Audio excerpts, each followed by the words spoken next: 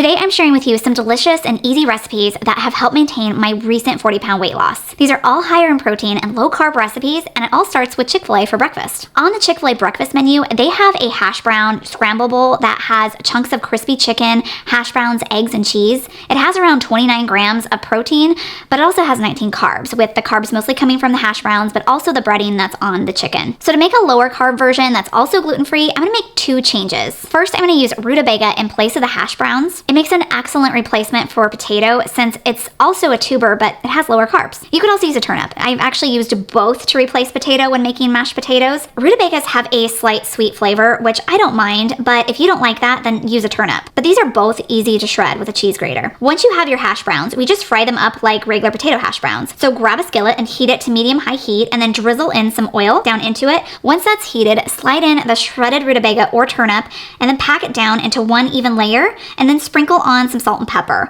I let that cook undisturbed until it starts to get browned on the bottom. You want these to get crispy, and it's not gonna get like that if you keep messing with it and turning it all the time. Mine are starting to get a little crispy, so before I flip them over, I drizzle on a little bit more avocado oil on top just to help the other side get crispy. And I'm not the best at this. I really do wish that I could make some diner-worthy hash browns, but I'm not a trained chef. I just play one on TV. While those hash browns are cooking, let's talk about the chicken that I'm gonna use. This is another way that I lower the carbs for this dish. I could use shredded chicken or just cubed up cooked chicken, but that's just not very fun. I could also use my recipe for crunchy chicken tenders, but that's a lot of work for the morning. Instead, I use a shortcut ingredient from Real Good Foods. I use their orange chicken. It's the perfect low-carb replacement, but don't worry, we're not actually putting orange chicken into these bowls. Luckily, the sauce is packed separately, so you can just toss that out or save it for another recipe. The breading is gluten-free and low-carb. Real Good Foods also makes chicken nuggets, which is the same chicken that is here, it's just without the sauce. So why am I not using that one? Well, that's because my grocery store doesn't carry that one. They only carry the orange chicken. It says here that they're 4 net carbs per serving, but that includes the sauce. If you're just having the nuggets, they're actually 3 net carbs per serving. I'm gonna cook these in my disgusting air fryer. I know it needs to be cleaned. It's been on my to-do list for several months now. I am making enough chicken bowls to have 1 now, 1 to give to my husband, and then 2 to have later. So for meal prep, you don't actually have to cook up your chicken now. I would just add the frozen chicken right to your dish when you assemble the whole thing. Checking on the hash browns, they are looking as crispy as they're gonna get, so I remove those and start to work on the scrambled eggs. Here I'm adding enough eggs to have 3 eggs per bowl. Once I have those in there, I sprinkle on some salt and then scramble these over low-medium heat until they're cooked through. My chicken is cooked, and since these are bigger pieces, I like to chop them up. Plus, that's what Chick-fil-A likes to do, and it's a Chick-fil-A bowl. We gotta do what they do, except the hash browns and the carbs and everything. Now it's time to assemble. I have my 2 meal prep containers here. I'm just gonna eyeball this and add in the hash browns first, followed by the scrambled egg, top with the chicken, and then this gets finished with some shredded cheese. These will go into the refrigerator for me to enjoy later on throughout the week. When I go to have these, I just put them in the air fryer for just 2 or 3 minutes, just until everything's heated through and the cheese is melted.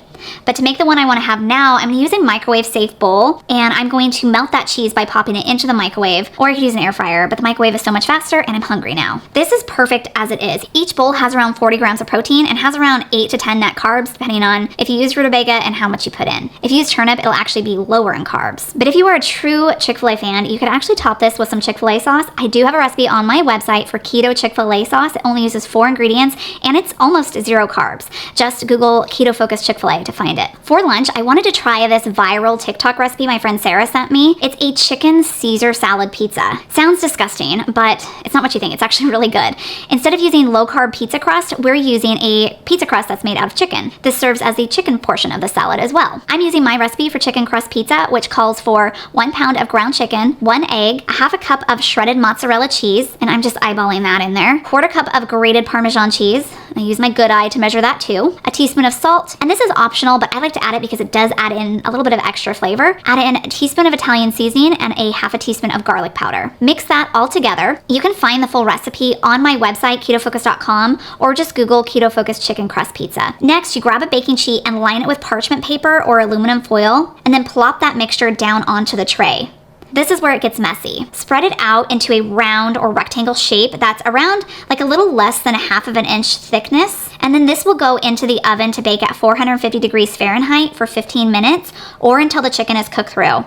And then you start to see the cheese on top gets golden and it's all bubbly too. Once that's done, I let that cool for a bit while I work on the Caesar salad, which is just a bag mix. If you really want to make a killer Caesar salad with an amazing dressing to go with it from scratch, I have one on my website. It's the perfect combination of garlic, lemon, parmesan, and anchovy. But this is just so much easier to use the bag stuff. And we really don't need the croutons, so we can toss those out. Then to assemble, just top the chicken crust with the salad and then slice it into triangles and enjoy. It's a little messy if you're eating it by hand, so you just get some napkins or just use a fork. But a quarter of this pizza has around 30 grams of protein, so it's so filling. And it's the perfect recipe if you can't decide whether you want Caesar salad or pizza. I mean, you can easily have both. After lunch, I headed outside to do some yard work because these weeds seem to pop up overnight. We've had such beautiful weather this week in Central Oregon, so I decided to spend some time tackling this neglected backyard and get some vitamin D as well. But after a while, it started to get really hot, and maybe it's because I was wearing a sweatshirt, but it was time to rehydrate with some proper hydration using Element Electrolytes, my sponsor for this video. Since the summer months are here, I'm gonna be outside and probably sweating a lot. And it's easy to lose water and electrolytes, especially when you're low carb. To make sure I'm properly hydrated, I mix up half to 1 packet of Element in the afternoon because each packet has 1,000 milligrams of sodium, 200 milligrams potassium, and 60 milligrams of magnesium. And this is a science-backed formula. Plus, it's sugar-free because it's sweetened with stevia, and it comes in a bunch of different flavors. Drinking a glass of these electrolytes helps to combat that afternoon fatigue that comes from being dehydrated. And right now, Element's offering my viewers a free sample pack with any drink mix purchase. So this is a great way to sample some of their flavors. To get their sample pack with any drink mix purchase, just head to drinkelement.com/ketofocus to get yours. And after a quick break, I'm ready to go again. For dinner, I thought I'd make this creamy chicken and cauliflower recipe that I found on Instagram from the Gathered Nutrition page. Figured, hey, it's a great way to sneak in some vegetables, and it looked like it had a lot of flavor, since it has feta and roasted red pepper in it too. I started using a yellow onion, but realized that it was spoiled because it didn't look quite right, so I threw it out, and luckily I had a leftover red onion in the fridge, so I diced that up instead. Then I minced up a bunch of garlic with my handy mincer. This thing minces up garlic in seconds. I'll have it linked down below if you're interested. For the cauliflower, I'm using bag florets, but they're on the larger side, so I chopped them up into a little bit smaller pieces. This is a 1-pot dish, so grab a large pot, add a glug of olive oil to that, and then saute the garlic and onion over medium heat for a few minutes. Once that smells delicious, then you add in the cauliflower, and then about a half to 3/4 of a jar of roasted red peppers. You don't need the juice, just the peppers. And for the chicken, I'm using chicken thighs. I want to have enough for each portion to have around 6 ounces of chicken because that's going to add around 30 grams of protein to each serving. When it comes to seasonings, I'm going to add in paprika and oregano, a teaspoon and a half of paprika and a teaspoon of oregano. Then add in a teaspoon and a half of salt and half a teaspoon of pepper. Our chicken is going to cook in chicken broth, so I measured out 2 cups of broth, but you do need to add enough broth to cover the chicken, so I needed to add a little extra more here. Bring this to a simmer, and then cover it and let it cook around 15 minutes or so, or just until the chicken is cooked through. The original recipe did say to remove the chicken and then shred it and add it back in, but I thought that the whole mixture just looked a little bit too chunky for me with the cauliflower and the roasted peppers, so I had this brilliant idea to add it all to a food processor and blend it down until smooth. I probably should have removed the chicken and just blended up the veggies and the broth together to make that puree, because I ended up, it just kind of looked a little weird with this weirdly chunks of chicken. They weren't even chunks, they were just shreds. Kind of looked like rice.